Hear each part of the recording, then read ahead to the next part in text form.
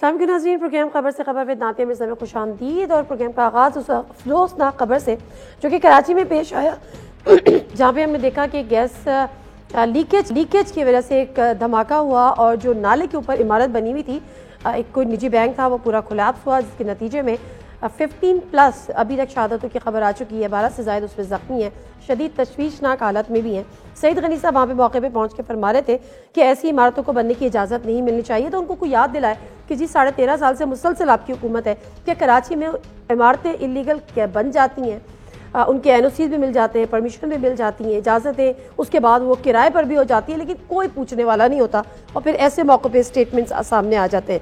उसके अलावा OIC का एक खुसूसी इजलास हो रहा है अफगानिस्तान की सूरत हाल पे, जो आने वाले दिनों में इंसानी अलमिया या इंसानी ह्यूमैनिटेरियन क्राइसिस पैदा हो सकते हैं, उस हवाले से माशी सूरत हाल पर खान साहब आज कल एक अल जज़ीरा को इंटरव्यू दे रहे थे। वहाँ पर उन्होंने एक दफ़ा फिर अपनी तमाम जो 3-3.5 साल दौर की जो अपनी गवर्नेंस है, जो अपनी पॉलिसीज़ हैं, अगर वो नहीं है up to the mark, up to the standard, तो उसका मलबा एक दफ़ा फिर उन्होंने नवाज दौर और बेनज़ीर दौर यानी PP दौर पर गिराया। उसका रीबैटल भी आया। इस पर तमाम सूरत हाल पर ज़रा बात करते हैं। जब हमारे साथ मौजूद हैं इस्लामाबाद स्टूडियो में मोहसिन बेग साहब, सीनियर पॉलिटिकल एनालिस्ट हैं, जर्नलिस्ट। अस्सलाम वालेकुम बेग साहब, बहुत शुक्रिया आपके टाइम का। राजा आमिर अब्बास साहब तज्ज़ियाकार हैं, इसके साथ साथ माहिर कानून भी हैं। अस्सलाम वालेकुम राजा आमिर अब्बास साहब, बहुत शुक्रिया। सीनियर दिफाई तज्ज़ियाकार, political analyst, general retired Amjad Shoaib साहब। अस्सलाम वालेकुम जर्नल साहब, बहुत शुक्रिया आपके टाइम का भी सर। मोहसिन बेग साहब, पीपल्स पार्टी की हुकूमत सिंध में मुसलसल 13.5 साल से हुकूमत कर रही है। सईद गनी साहब जब आज वहाँ पे जाते हैं जहाँ पर ये हुआ है, और वो कहते हैं कुछ जो उनके बयान सामने आते हैं, नालों पर इमारतों का बनना जायज़ नहीं है, तजावज़ात को हटाया जाए, नालों पर होने वाली तजावज़ात ख़त्म करने से पहले मुतासरीन को मुतबादिल जगह फराहम की जाए, नालों पर तजावज़ात बनाना किसी सूरत जायज़ नहीं है, तामीरात करने वाले असल जिम्मेदारों को सज़ा दी जाएगी। किससे मुखातिब है? अपने आप से लगता है मुखातिब है, क्योंकि गवर्नमेंट तो इन्हीं की है और बहुत अरसे से है। मकसद ये है कि ऐसे हादसा जब हो जाते हैं और फिर इस किस्म की स्टेटमेंट आना, मैं समझता हूँ गवर्नमेंट की तरफ से नमक है ज़ख्मों पे छिड़कने की सूरत में, कि आप बजाय इसके कि ये बताएं कि इसका मालिक कौन है और उसने परमिशन कहाँ से ली और किसने इजाज़त दे दी। यहाँ तो अगर आप कोई शरीफ आदमी, एक आम सिटीज़न जो है, एक थोड़ी सी भी वायलेशन करता है तो नेक्स्ट डे उसको नोटिस भी आ जाते हैं और बंदे भी पहुंच जाते हैं। तो ये पूरी बिल्डिंग कराची में तो खैर ये काम बहुत ज़्यादा है, सिंध पूरे में, तो मैं समझता हूँ कि पीपल्स पार्टी की गवर्नमेंट को खुद ख्याल करना चाहिए, ध्यान करना। राजा मेरे बात साहब, क्योंकि कराची में नस्ला टावर भी देखा, वो पूरा सुप्रीम कोर्ट का चला, उसको गिराया, ये वो, ऑल्दो की जाहिर सी बात है इलीगल इमारतों का तो पूरा जंगल है वहाँ पर। लेकिन जब पीपल्स पार्टी खड़े होकर ये कह देती है कि जी ये इजाज़त नहीं है, देना इजाज़त सही नहीं है, इजाज़त नहीं दी जाएगी, तो ये इजाज़तें कोई देता है तो ये बिल्डिंग्स तामीर होती है ना? देखिए नादिया, ये इजाज़तें वही देता है कि जो वो सिंध बिल्डिंग कंट्रोल अथॉरिटी में करोड़ों रुपए दे के अपनी पोस्टिंग कराता है, और वहाँ पे वो किन्स को पैसे देता है, जो मिनिस्टर्स होते हैं, जो हुकूमत होती है, कि जनाब मेरी आप पोस्टिंग कर दीजिए और मेरे से मंथली आपने इतना लेना है। जब ये मंथली लेंगे, वो मंथली जो सिंध बिल्डिंग कंट्रोल अथॉरिटी वाला अफसर होगा वो कोई पॉकेट से नहीं देगा, वो NOCs जो इशू करेगा वो उसमें वो फिर इसी किस्म के काम करेगा कि जनाब एक कैनाल के प्लॉट पे वो कहेगा 30 मंजिला आप खड़ी कर लें बिल्डिंग, नाले के ऊपर वो कहेगा। ही इज नॉट कंसर्न कि आप कहाँ पे बिल्डिंग इरेक्ट कर रहे हैं, वो कंसर्न है कि इतने पैसे हैं, इतने ऊपर पहुंचाने हैं और इतने मैंने अपनी पॉकेट करना है। और आपने देखा होगा कि कुछ अफसरान भागे हुए हैं इस वक्त बहुत से करप्शन के केसेस में सिंध बिल्डिंग कंट्रोल अथॉरिटी के, और ये वही अफसरान है जिनका आपने कुछ अर्सा पहले देखा कि जी वॉशरूम 3-3 मरले का एक वॉशरूम है, और जब ये चीजें होती हैं पूछगिछ करने वाला कोई नहीं होता। तो अल्टीमेटली अभी हालिया इन्होंने फिर क्या किया, जब सुप्रीम कोर्ट का आपने जिक्र किया कि जी नस्ला टावर का ये इशू आ रहा है, इन्होंने एक कानून साजी कर ली बड़ी जल्दी में और एक ऑर्डिनेंस बना लिया कि जनाब आप हमारे पास आइए, हम आपको एक क्लियरेंस सर्टिफिकेट दे देंगे कि ये सब कुछ जो गलत हुआ है, भले से जो हुआ है, लेकिन वो आप ठप्पा लगवाएं हमसे, उसके रेट्स अपने होंगे, और कुछ उसमें क्लियर चीजें नहीं दी हुई कि वो किन ग्राउंड्स पे करेंगे। तो जब यहाँ पे अफेयर्स इस तरीके से चलेंगे, ये असल में जो बल्दियात का काम है और जो गवर्नमेंट का काम है, अब जो पार्लियामेंट है उसका काम लेजिस्लेशन है, नाले और ये चीजें देखना कहीं और किसी और के सिस्टम में जाता है। तो इट्स अनफॉर्चुनेट कि यही वो वजूहात हैं कि जो इस मुल्क का सबसे खूबसूरत शहर था आज खंडर की एक तस्वीर पेश। बिल्कुल सही कह रहे हैं, बिल्कुल सही कह रहे हैं। जनरल साहब, आप इसमें अपना कोई इनपुट ऐड करना चाहें, क्योंकि ये बेसिकली लॉ एंड ऑर्डर का जो मसला है और फिर जो ये तमाम लेजिस्लेशन और ये तमाम चीजें एडमिनिस्ट्रेटिव मामलात, आपको लगता है ये कहीं ना कहीं जाके थमेंगे, कहीं ना कहीं जाके रुकेंगे? उम्मीद नहीं है, हमें तो हालात से उम्मीद नहीं है, खासतौर पे if it comes to Peoples Party और सिंध। देखिए, बात यह है कि यही वो अदारे हैं जिनको सिटी गवर्नमेंट के पास नहीं जाने दिया गया, क्योंकि यहां से पैसे बड़े कमाए जाते हैं, नक्शे पास नहीं होते, बिल्डिंगें नाजायज बनती हैं। ये काम करने के लिए पैसा वहां पे लगाना पड़ता है और वो सब कमा रहे हैं, खा रहे हैं, आगे भी बढ़ता जाता है। और यही वजह है कि आप देखिए कि इन बड़े शहरों में इतने ज्यादा गैर कानूनी तामीरात हुई हैं। अब इनमें सबसे ज्यादा आगे जो गंदा रोल प्ले किया है वो मेरा ख्याल है कि हमारी अदालतों ने भी किया है। अब मसलन नस्ला टावर वाला जो किस्सा है, उसमें जिन्होंने बनाया, जिन्होंने नक्शे अप्रूव किए, जिन्होंने ये जमीन इस तरह दे दी, उनको हाथ भी नहीं लगाया, उनके खिलाफ एक्शन नहीं हुआ। डूब गए वो लोग जो उसमें रह रहे थे, जिन्होंने पैसे अदा किए हुए थे। टावर बनाने वाला भी बेच के पैसे अपनी जेब में डाल बैठा हुआ था। तो बात यह है कि जब तक उन लोगों को ना सजाएं हों जो हकीकतन इसके जिम्मेदार हैं, तो बाकी लोगों का तो कसूर नहीं है। जो रह रहा है वहां पे या जिसने बिल्डिंग बनाई है, उसने बेशक किसी को पैसे दे के बनाया या कुछ भी किया, लेकिन उसको सजा मिल गई जब बिल्डिंग गिरेगी। नाले पे अगर बिल्डिंग तामीर हुई है तो बिल्कुल, लेकिन जिन लोगों ने बनने दी, इंस्पेक्टर्स होते हैं जो जा जाके इंस्पेक्ट करते हैं जब कंस्ट्रक्शन हो रही होती है, यहाँ उन लोगों को सजा नहीं है जिसकी वजह से ये काम चल रहा है और वो महफूज है, वो करते रहेंगे ये काम।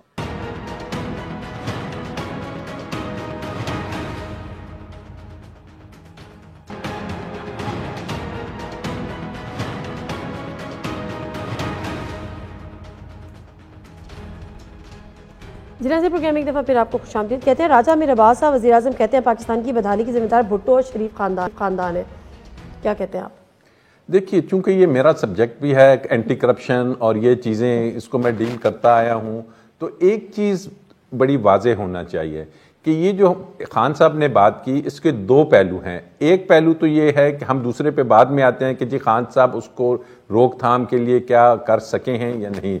पहला पहलू ये है कि जो उन्होंने बात की है कि ये जो करप्शन हुई है इस मुल्क में या इस मुल्क के हालात ख़राब हुए हैं, उसमें कोई दूसरी राय नहीं कि करप्शन का नासूर बुरी तरह से हमारी गवर्नमेंट में, हमारे माशरे में आ चुका था। लेकिन मुस्लिम बेग साहब ने बड़ी अच्छी बात की कि वो ये बताएं कि क्या आज करप्शन खत्म हो गई, ये नासूर आज खत्म हो गया? जी वहीं आ रहा हूँ। ये नासूर जो मौजूदा हुकूमत है उसने कम से कम एक काम किया कि आज इतना पता चला कि वो ओमनी ग्रुप के, वो पापड़ वालों के, वो जो कल आपने कुछ अकाउंट्स देखे होंगे कि पीएन के अकाउंट में 1 अरब रुपया, सीनियर क्लर्क के अकाउंट में 1.5 अरब रुपया और ये अरबों रुपए जो उनसे हैं उसके मुलाजमीन के अकाउंट से निकल रहे हैं। ये इन्वेस्टिगेट करके, ये अनअर्थ करके तो लोगों को बता दिया खान साहब ने कि भाई ये देख लीजिए इनका। एक सेकंड बताना है, वो तो खान साहब कंटेनर पे भी बताते थे। हाँ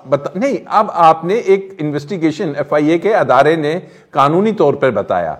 अब दूसरी बात होती है कि जब अदालतों में जाता है तो खान साहब ने एक अच्छी, क्योंकि ये एफआईए तो उन्हीं के अंडर है, एक अच्छी प्रोसिक्यूशन की टीम लानी है और फिर जो अदलिया है उसमें क्यों नहीं लाए? देखिए, अब खान साहब अदलिया के अंदर नहीं जा सकते, बहुत से इश्यूज हैं। प्रोसिक्यूशन अगर नहीं लाते, मैंने कल भी कहीं बात की कि भले से उन पे 3 साल पे ये लगता रहा कि वो 1 रुपया नहीं ला सके, वो सजा नहीं दिलवा सके, but this should be a test case for him के उनके अंडर है शहबाज शरीफ का केस, और अगर वो इसको प्रोसिक्यूट नहीं कर सकते तो फिर उनके पास कोई और लेम वो नहीं होगा कि जी शहबाज शरीफ नैब का कि नैब का वज़ीर-ए-आज़म का ऐलान भी हो गया। वो ऐलान बदकिस्मती से वो ऐलान वहां से किसकी टाइमिंग थी, कौन सी वो ऐलान वहां से नहीं हो रहा, वो मीडिया से ज्यादा हो रहा है। मीडिया से क्या हो रहा है? शायद खाकान अब्बासी साहब यहाँ बैठ के ऐलान करके देखिए अब हमारा हम क्या प्लान कर रहे हैं कि जी मरियम बीबी नई वज़ीर-ए-आज़म होंगी। ना मैं ये बात नहीं कर रही, मैं कुछ और बात कर रही हूँ। मैंने कहा शहबाज शरीफ साहब की पूरी चार्जशीट सामने आ गई जब उनका नाम वज़ीर-ए-आज़म के तौर पे सामने आया। इसी केस में उन्होंने कहा 100 विटनेसेस हम लाए हैं, 100 विटनेसेस, ये आमिर साहब देंगे, उसके लिए 10 साल चाहिए कोर्ट में। सही बात है, एक के बाद एक यही खराबियां जो उन्होंने दूर करनी है। जनरल साहब, हम कहते हैं कि पिछले हुक्मरानों ने इंतहाई करप्शन की, मुल्क का दिवालिया निकल गया, मुल्क तबाही पे पहुंच गया, लेकिन उन 3.5 सालों में कौन हिसाब देगा या कोई हिसाब नहीं देगा। आज गैस नहीं है कराची में, सारा दिन सुबह से रात तक गैस नहीं होती, रात 12 बजे के बाद 2 बजे किसी वक्त आए तो शायद कोई उठ के खाना पकाए। ये बात दुरुस्त है कि इन्होंने भी कुछ नहीं किया, लेकिन पिछली गवर्नमेंट भी हमें तबाही के दहाने पे छोड़ गई थी। उस वक्त पे डेट ट्रैप एक ले किया गया, वर्ल्ड बैंक और IMF आपको बड़ा ल्योरन कर रहे थे, और आप जो गलत फिगर्स, फर्स्ट फिगर्स जो उनको देते थे वो तस्लीम कर लेते थे, कुछ ज्यादा क्वेश्चन नहीं करते रहे। नतीजा ये है कि जब पिछली हुकूमत गई है, एक तरफ तो खजाना खाली था, 200 बिलियन रुपीस जो पड़े हुए थे उसके भी चेक इशू कर चुके थे, और उसके अलावा जो कर्जा था वो आपका तकरीबन आपकी GDP के 80% के करीब पहुंच चुका था। उस लिहाज से ये पॉसिबल ही नहीं था कि कोई भी हुकूमत आके तो वो ये कर्जा उतार लेगी अपने रिसोर्सेज। जब आपकी कमाई का 80% वो चले जाए कर्ज उतारने में, तो आप उतार नहीं सकते। अब होना ये चाहिए था कि यहाँ पे एक स्ट्रेटजी वर्कआउट की जाती कि कर्जे उतारने कैसे हैं हमने, उसके लिए क्या क्या मेजर्स किए जाए, उसके लिए जरूरत थी। सर वैसे जनरल साहब आप बिल्कुल दुरुस्त फरमा रहे हैं, लेकिन अगर ये हालात थे और 80% से ज्यादा हम कर्जों में थे और तमाम चीजें जो आप बता रहे हैं, उसके बाद हमने 8 माह हम सोचते रहे कि हम IMF के पास जाएं या हम ना जाएं। देखिए पहले दिन ही चले जाना चाहिए। मैं समझता हूँ वो भी एक मसला था। यहाँ पे बेशुमार इकोनॉमिस्ट ये कह रहे थे कि इनको IMF के पास नहीं जाना चाहिए, क्योंकि जिस तरह हम फंसे पड़े हैं, कंडीशंस इतनी सख्त आएंगी आपके पर कि आपके लोग बिलबला उठेंगे। उनका ख्याल ये था कि इसके ऊपर आप स्टडी करें, मसलन कारों की इंपोर्ट कम कर दें, आप बहुत सारी और चीजें जो खाने पीने की मंगा रहे हैं, जैसे मोबाइल टेलीफोन आ रहे हैं, कि इनको कम करें और कोशिश करें कि आप हर साल $1.5-2 बिलियन का अपना खर्चा कम करें, ताकि आपको अगर $6 बिलियन लेना जाके 3 साल में या 4 साल में, तो आप वो उस तरह पूरा कर सकें अपने जराए से। इन्होंने तो कोई पॉलिसी नहीं बनाई ना, जिस तरह पहले वालों ने ना सर्कुलर डेट उतारने का कुछ किया, ना जो लॉस मेकिंग एंटिटीज हैं उनकी कोई। पहले वालों ने तो पे किया था सर, उस पे भी बड़े इल्जाम लगते थे। अच्छा जनरल साहब एक सेकंड, पहले वालों ने पहले वालों ने पे नहीं किया था। PMLN की हुकूमत आई थी, मेरा ख्याल है 3.5 अरब 350 अरब उन्होंने आके पहले ही पौने 5 पे किया, जिसमें बहुत इल्जाम लगे। ख्वाजा आसफ साहब मिनिस्टर थे, उन पे भी इल्जाम लगे। मैं जनरल साहब की गुफ्तगू सुन रहा था, मैं इस चीज़ को एक्नॉलेज करता हूँ। खान साहब अभी भी फ्यूचर की बात करते हैं।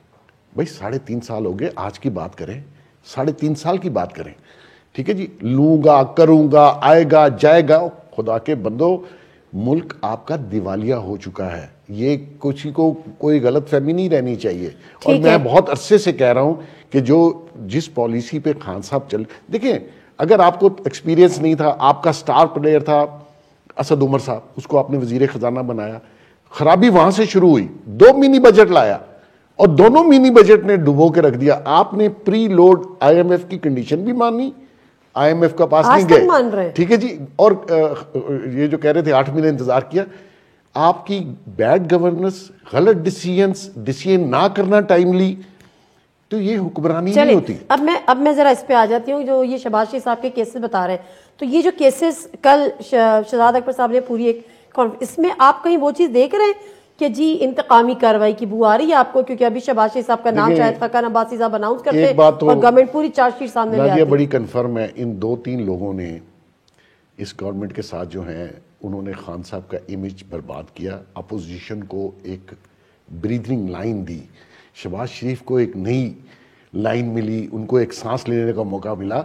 इसमें कोई शक नहीं कि उनके दौर में करप्शन के किस्से बेपनाह थे और हुई होगी, मैं ये भी नहीं कहता कि नहीं हुई, मकसद ये था कि हमें कंक्रीट प्रूफ से उसको कोर्ट में लेके जाना है और मंतकी इंजाम तक लेके जाना है और वसूली करनी है, बजाय इसके कि शहजाद अकबर साहब रोज आके हमें एक किस्सा सुनाते हैं और जो उन्होंने किस्सा सुनाया अभी नया 10 से 15 साल चाहिए कोर्ट में, जो कोर्टें आपकी हैं उसमें प्रूफ कर 100 गवाह जरा आमिर साहब से पूछ लें कितने अरसे में भुगत सकते हैं।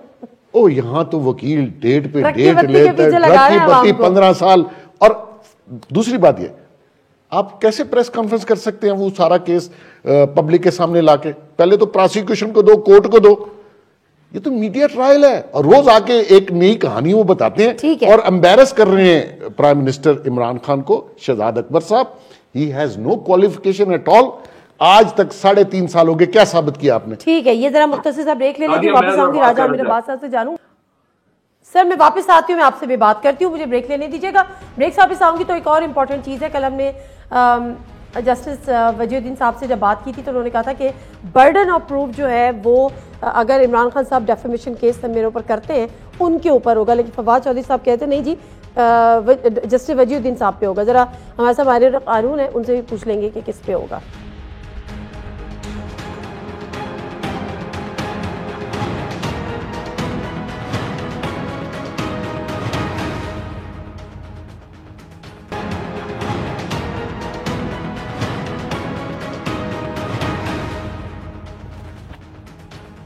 जनरल प्रोग्राम में एक दफ़ा फिर आपको खुशामदीद। जनरल साहब आप कोई बात कंप्लीट जल्दी से कोई कर ले तो फिर मैं आमिर अब्बास की तरफ आती हूँ। जी मैं ये कह रहा था कि मैं बात कर रहा हूँ। जी सर। अच्छा, मैं ये कह रहा था कि जितने केसेस चले और आज दिन तक मेगा केसेस की जो सूरत हाल नजर आती है उसमें इमरान खान को उसके बारे में सोचना चाहिए था। ये करप्ट माफिया इस हद तक मजबूत है कि ये रियासत के घुटने टेक सकते, इसके सामने टेक देगी। कोई केस फाइनलाइज नहीं होगा किसी की। मैं आपको अल्फिया बताता हूं कि कई केसेस की जो बड़े बड़े केसेस हैं 400-500 बिलियन के केसेस, कागजात गुम हो चुके हैं, वहां कागजात है ही नहीं। तो एक तो ये अलमिया कि ये इतना वावेला करके खान साहब जब आखिर में जवाब नहीं दे सकेंगे इन चीजों पे कि जनाब पैसे का आपने कहा था मैं निकलवाऊंगा और जेलों में भिजवाऊंगा, तो वो तो आपने किया नहीं, तो वो आपको समझ लगेगी उस वक्त कि आपके पल्ले कुछ नहीं, महंगाई तो हो ही गई। दूसरी तरफ और जो बहुत बड़ा इशू है वो आप देखिए कि करप्शन तो हुई। पंजाब में पिछले 4 सालों में 3.5-4 साल जो गुजरे हैं इसमें एक भी आग नहीं लगी। शहबाज शरीफ साहब के दौर में हर रोज चौथे तीसरे दिन एक आग लगती थी, चौथे पांचवें दिन। तो माल तो इन्होंने खाया दबा के, उसमें कोई शक नहीं। पाकिस्तान में इन्होंने दोनों हाथों में 6-6 हाथों से खाया है। लेकिन बदकिस्मती ये है कि इस हुकूमत ने भी आके कोई ऐसा काम नहीं किया जिससे पैसा निकलवाया जाता। वो अदारे वही करप्ट लोग बैठे हुए हैं, वही नैब का हशर है कि अंदर से कागज गुम हो गए, वीक इंक्वायरियां, पैसे खा लिए।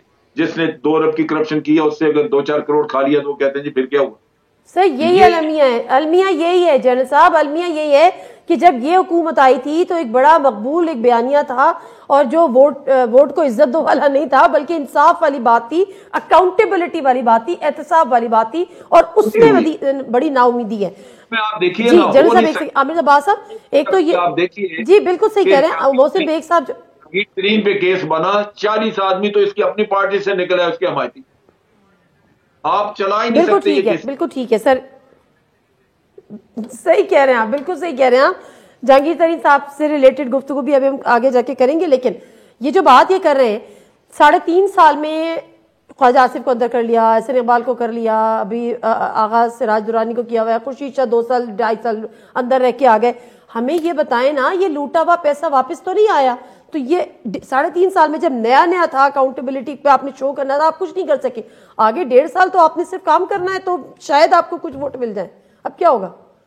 बिल्कुल, अभी बेग साहब ने दुरुस्त कहा और बल्कि दोनों बातें इनकी दुरुस्त है कि पहले इन्होंने कहा कि जी बिल बेशक इसमें कोई शक नहीं कि उन्होंने लूटा भी और करप्शन भी की, और दूसरी बात की कि जनाब अगर केस बना है तो उसमें 100 गवाह की अगर लिस्ट आ गई है, इसी तरीके से नैब के आप रेफरेंसेस देखें, वो 20-20 वॉल्यूम्स होते हैं, वो अदालतों में साबित हो ही नहीं सकता। अब यहाँ पे इमरान खान तो कानूनदान नहीं है, उसकी कानूनी टीम का काम था कि वो इसके साथ बैठते और वो इसको प्रॉपर लाइन में लेके आते कि इस रेफरेंस को हमने चलाना कैसे है, इसमें सजा या वही जो ये कह रहे हैं ना कि बिल्कुल मीडिया पे आके आप उसको पब्लिक कर रहे हैं, आप उसको अनाउंस कर रहे हैं, मतलब आप सिर्फ दुनिया को दिखा रहे हैं, आपसे ऐसे होता ही नहीं जी। व्हाइट कॉलर क्राइम तो आपका किसी को पता भी नहीं चलता, उस दिन पता चलता है कि जब कन्विक्शन होने वाली होती है। तो दिस इज समवेयर के उनका ग्रे एरिया है कि वो जो टीम थी उनकी, जिसने प्रोसिक्यूट करना था, जिसने अदालतों से या नैब से, अब नैब का रिजल्ट देख लिया, लेकिन क्या वजह है कि चेयरमैन नैब के एक्सटेंशन के लिए ऑर्डिनेंसेस आ रहे हैं, वो प्रोसिक्यूटर जनरल जिसके बारे में आपने कहा कि जी हर इदारे ने कहा, इवन सुप्रीम कोर्ट ने कहा कि जी नैब की प्रोसिक्यूशन बहुत वीक है। प्रोसिक्यूशन को कौन हेड करता है? एक प्रोसिक्यूटर जनरल।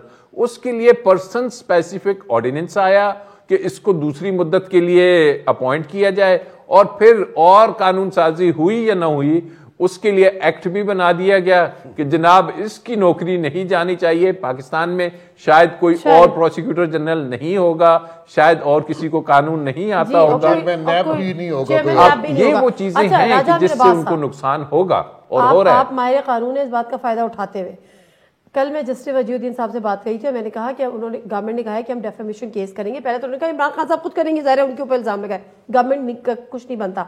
बट मैंने उनसे पूछा था बर्डन ऑफ प्रूफ का, तो उन्होंने कहा था कि जो डेफेमेशन जो लॉ होता है वो थोड़ा डिफरेंट होता है। उसमें जो एक्यूज होता है, जो एक्यूज करता है, यानी जो खुद जस्टिस वजीउद्दीन साहब हैं, वो कहते हैं कि मेरे ऊपर बर्डन ऑफ प्रूफ नहीं होगा, बर्डन ऑफ प्रूफ खान साहब पे होगा।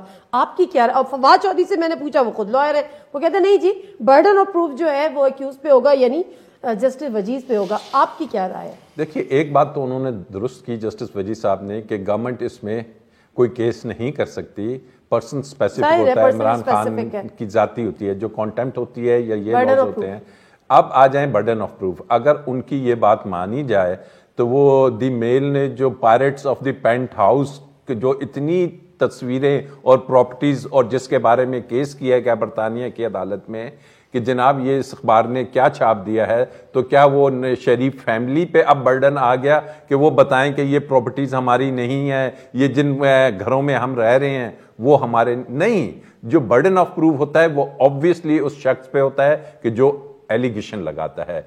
अब ये बर्डन ऑफ प्रूफ बिल्कुल उस बंदे पे होगा। जस्टिस वजीउद्दीन साहब अगर लेकिन हमारे जो नहीं, मैं ये नहीं कह रहा गलत कह रहे हैं, ये तो अदालत में उनको साबित करना है। डेफिमेशन लॉ है वो डिफरेंट है, उसमें बर्डन ऑफ प्रूफ जो है वो ये बर्डन ऑफ प्रूफ कैसे हो सकता है? मैं कह दूं कि जी इसकी बेग साहब अभी जब यहां से निकले हैं तो डॉन ने इनकी डिक्की में 5-5 हजार से नोटों से भर दी है। ये मैं चैनल पे कर गाड़ी रिप्लेस कर लूंगी आपसे। और कल को ये मुझे डिफेमेशन का नोटिस भेज दें और मैं कहूं जी अब आप साबित करें कि आपकी गाड़ी में नहीं है। So it is not like this. Burden of proof is on the person who is aliasing it. जिसने एलिगेशन लगाया है अदालत उसको बुला के पूछेगी या तो आप इसको साबित कीजिए या इससे एक्सक्यूज कीजिए, माजरत कीजिए। ये दो चीजें होती हैं। अदरवाइज अगर आप साबित ना कर सके अपनी खबर को या अपने इंटरव्यू को तो आपके खिलाफ हर्जाने का एक और ब्रेक ले दीजिएगा। ब्रेक से वापस आते हैं तो जरा उससे बात करते हैं, क्योंकि जब से शहबाज शरीफ साहब का नाम वजीर आजम के तौर पे शाहिद खाकर अब्बासी साहब ने लिया है, हुकूमत तो चार्जशीट लेकर आगे आ गई है, लेकिन एक इंप्रेशन ये आ रहा है कि कोई डील हुई है। किससे डील हुई है, क्या डील हुई है नहीं हुई है, जनरल साहब से जरा जानते हैं।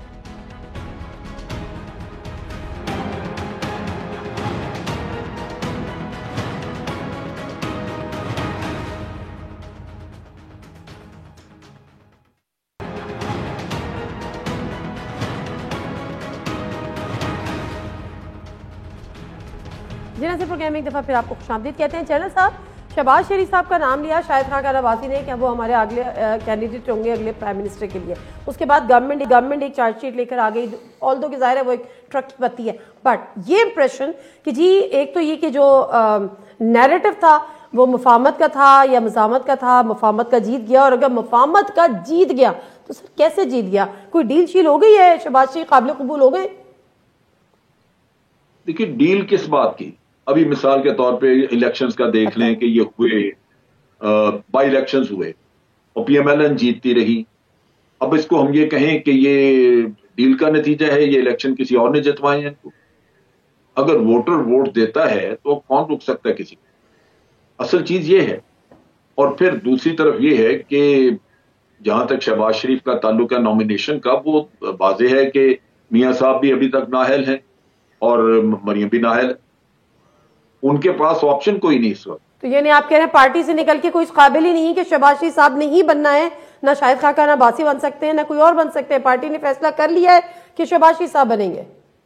नहीं, ये प्राइवेट लिमिटेड कंपनियां हैं, कंपनियों के जो प्रोप्राइटर्स हैं उन्हीं के पास रहता है ये सिलसिला। बाकी तो बेचारे मुलाजमीन हैं। शाहिद खान अब्बासी जो है वो अच्छा ट्रस्टेड मुलाजिम है उनका, लेकिन वो यही है कि अगर उनकी ख्वाहिश हुई तो उसको अपॉइंट कर दे, वरना तो वो खानदान में ही रहेगा ना जिनकी कंपनी है ये पॉलिटिकल पार्टियां। तो अच्छा एक सेकंड, पीपल्स पार्टी भी उधर ही रहेगी फैमिली में। ओके जल साहब, मुस्लिम बेग साहब, ये फैसला पार्टी सतह पर हो गया और इसमें मरियम नवाज साहिबा और नवाज शरीफ साहब दोनों इस बात पे रजामंद भी हो गए। मैं नवाज शरीफ साहब भी हो सकते हैं लेकिन मरियम साहिबा इस पे रजामंद हो गई हैं आपकी इंफॉर्मेशन के मुताबिक? मेरे पास तो इंफॉर्मेशन नहीं है जी, लेकिन बेसिकली अगर आप देखें वो लीडर ऑफ द अपोजिशन हैं और लीडर ऑफ द अपोजिशन जो है वेटिंग प्राइम मिनिस्टर और शेडो गवर्नमेंट भी होती है। और अगर फ़र्ज़ करें आज अगर कौमी असम्बली में खान साहब की गवर्नमेंट नॉकआउट होती है तो अपोजिशन लीडर ही मोस्टली जो है, पार्लिमानी जमहूरियत में तो ऐसे ही देखा हमने, वहाँ पाकिस्तान की जमहूरियत ज़रा डिफरेंट है, नाम जमहूरियत है लेकिन है कोई और चीज़, तो उसमें तो अपोजिशन लीडर ही कैंडिडेट होता है प्राइम मिनिस्टर का।